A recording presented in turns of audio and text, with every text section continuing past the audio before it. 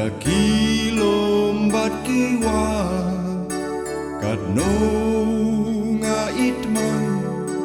ngai kenja May ram o bakdup I Yaki hak kamaran Mentasa tangka kendau baterkam Kaekat jubah bangi dan banam Ladaki krun bamdu ngilalam Nae syupat meram okan ai Lada yaki hak jangka Nghiêm trân cai Wat ki ding so ding pai Ba mei ram au ka ai Rei mentasha e Kila jarai Hadongi la kemau Ya kelashai la shismi Nakaben taki long din ki jangi Kaekat jubah bangi dan baam Ladaki krun bamdu ngilalam Nae syupat meram okan ai Lada yaki hak jangka Nghiêm trân cai Hado day mangi Kiban riban sumar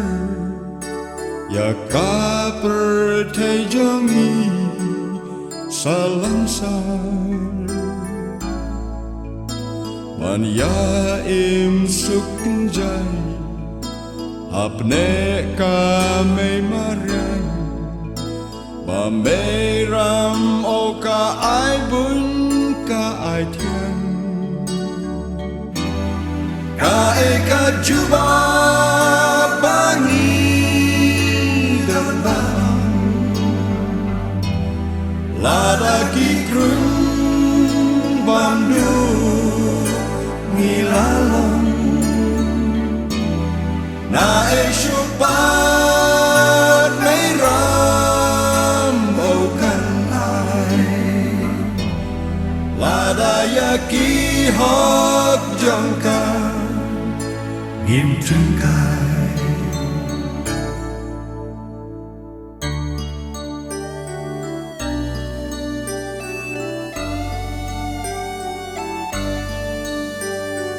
Pertai Mariam Dei ke jongi ki brio Bangin penbha penroy Omban penduk muslim